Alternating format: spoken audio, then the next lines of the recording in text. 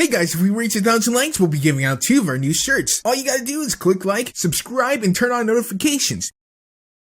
What is up guys, it is me, the Moliminous, here with another top 10 list for you guys. This one is actually a little bit different. It's actually a pretty interesting concept that one of you guys in the Discord actually gave to me. So if you guys want to also feed me ideas and you guys want to talk with me and join some of the calls that we have, it's always lovely to go ahead and connect with you guys. Go ahead and follow the links down in the description to join the Discord, or just go to discord.gg/Moliminous and you'll get there. Anyways, the top 10, as you guys probably already know because you read the title of this video, are the emotionally damaged characters in cartoons. Yes, cartoons are for kids, but they tend to sneak in some pretty heavy stuff if you really pay attention. As long as you're #woke, you'll be able to see some interesting takes on different characters and dynamics and relationships. Anyways guys, let's start off this list. Keep in mind this is just my list. You don't have to like the same things that I do, but I don't have to find the same characters as you as damaged. Number 10, Spike. Despite what you might think, Spike, this happy-go-lucky little dragon, isn't so happy. I mean, he is, but he isn't. In fact, he's had entire episodes grappling with his insecurities about his own identity. He was just an egg when he was either abandoned by his parents or taken by force. He was kept away from his own kind. And if that wasn't bad enough, he was forced to not only hatch, but grow to his full size in seconds. And then just given to a random kid who did that to him. A kid who has no idea how to raise a dragon, who has no idea about dragons. Spike has some crippling identity issues. He doesn't really feel like a dragon, and he's not quite a pony. He doesn't know how to interact with dragons. There's been plenty of episodes to show that. He doesn't understand their culture, he doesn't understand their text, he doesn't understand how to be a dragon. He doesn't even have wings, which we see is actually pretty uncommon for dragons. This could be due to a genetic defect because of the way he was hatched, or something else. We also see that he's almost kept in a sort of eternal prepubescent state by not being allowed to actually have a horde, as that is directly tied to the growth of a dragon. There's a lot of things that if you just kind of look at the episodes, just kind of piece them together, it's not even really deep thinking, but Spike is just kind of damaged in a lot of ways. Number 9, Mordecai. Even more innocuous than Spike would be Mordecai, a total bro with a minimum wage job and minimum problems.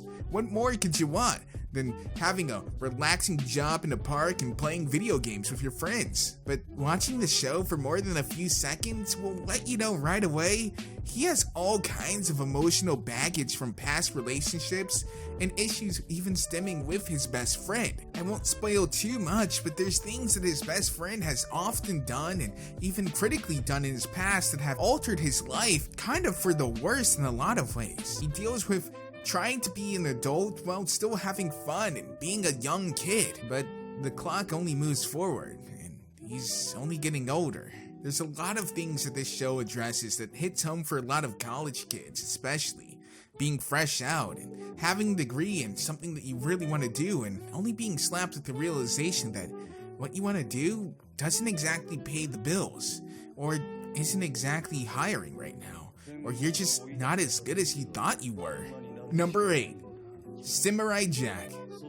This one is a little bit more apparent, especially in the newer seasons. Jack was flung from the past to the future, and in the past he left his family and his friends and his village and the entire world to that of Aku, who obviously tortured them for years, ripped the world apart and formed it in his own image.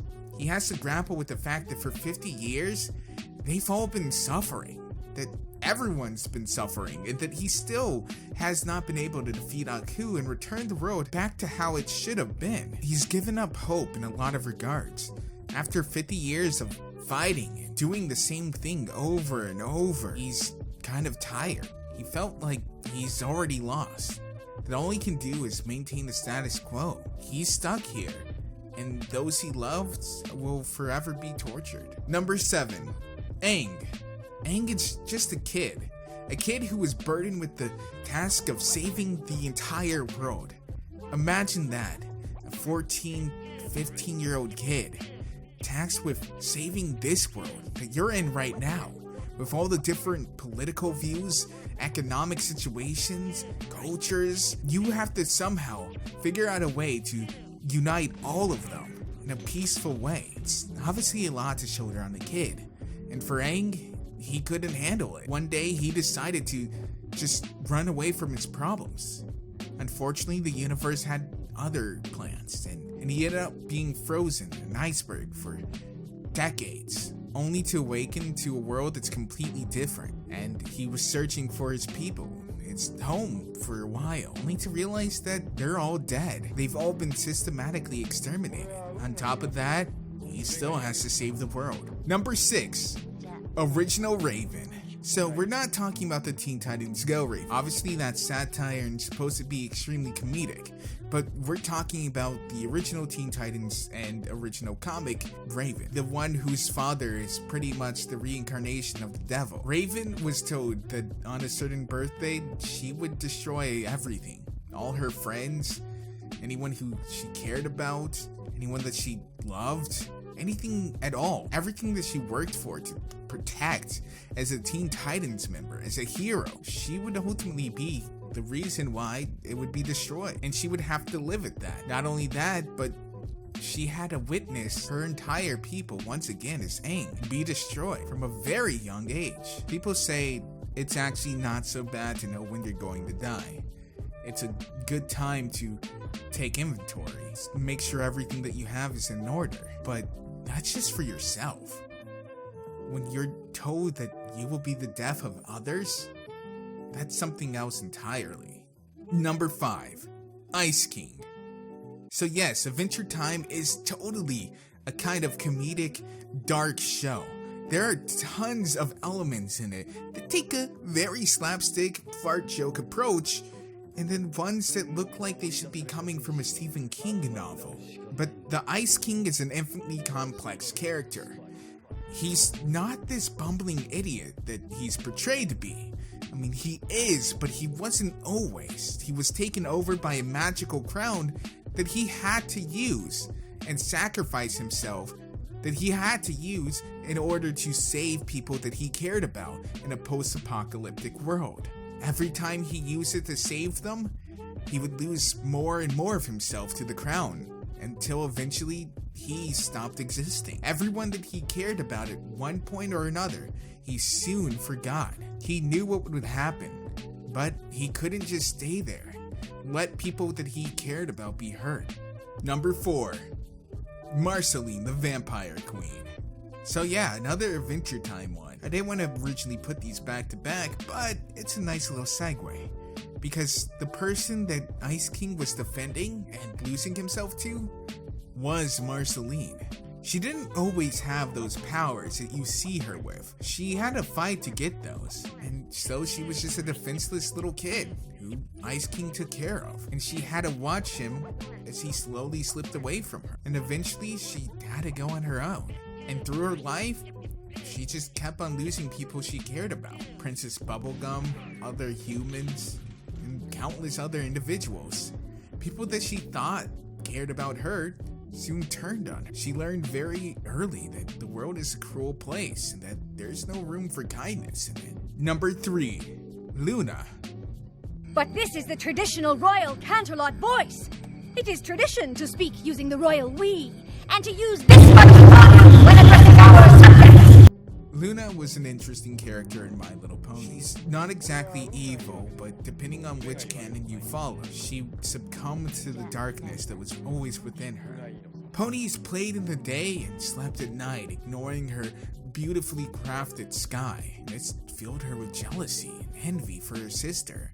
She thought if she got rid of her, that all her problems would go away, that people would start to appreciate her, that she would at least have some recognition, that people would finally see what she does for them and say thank you. And this drove her to extreme ends. She attacked her sister and ultimately was defeated. And was banished for 1,000 years on the moon, where she was tortured by her own psyche and the own evil within her. Even when she came back, people didn't really accept her. Rumors were started. stories were told about the merciless Nightmare Moon. Despite the battle only being a few minutes, people spun tales spanning hundreds of years of conflict and carnage, of her devouring children in the night. She never felt forgiven, and she never quite forgave herself. She created something to torture herself even, because she felt that she didn't even deserve to have good dreams. The Princess of the Night, in charge of regulating other people's good dreams, denied herself her own courtesy. Number 2, Lapis. Lapis has got to be one of my favorite characters from Steven Universe. They're kind of complex and emo and moody, but they're not just emo and moody for the sake of being so. They've been stepped on a lot in their lives. They're emotionally distant because they know that being close to a lot of people just leaves her room to get hurt more and more. But that's not to say that she's emotionally vacant. She definitely has let certain people in, like Steven, and after a little coaxing, Paragon. But she was abandoned by Homeworld, the people who she served, and forced into a mirror where she would be abused by other humans. After finally growing attached to someone after so long, she was once again chained, and this time literally, to her demons. She's been through a lot, and she'll probably keep on going through a lot. Her battles aren't over. I'd say she has scars, but her wounds haven't even had the time to turn into scars. They're still quite fresh. And the number 1 spot goes to Steven. Obviously part of Steven Universe, again. The reason why I chose Steven is specifically because of not only his age, but the way that he was forced to mature, and the specifics too why I believe him to be an emotionally damaged character. You see, Steven is his mom, but is also not. His mom was a gem, a person made out of hard light who constructed a womb to conceive Steven. But when giving birth to Steven, she is no longer there. She has to sacrifice her life in order for Steven to live. And that's something that he has to live with, and he understands the weight of that. He even so much as comes right out and says that he believes that the crystal gems, the people who are his caregivers, besides his dad, secretly hate him because they blame him for the death of his mom. And he kind of does too. He doesn't know his mom, and he's trying to figure out more information about her, and sometimes he doesn't really like the information that he finds out. There's a lot of stuff in here to unpackage. It's even worse when you realize that he's very young, not even high school age. Well guys, I hope you enjoyed. That's my list of the top 10 emotionally damaged characters in cartoons.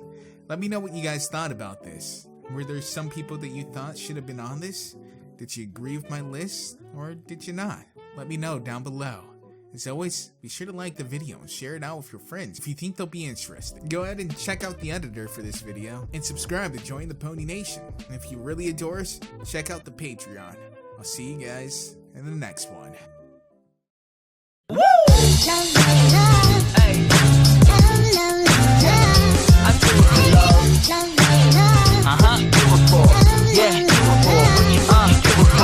I do it for the love of the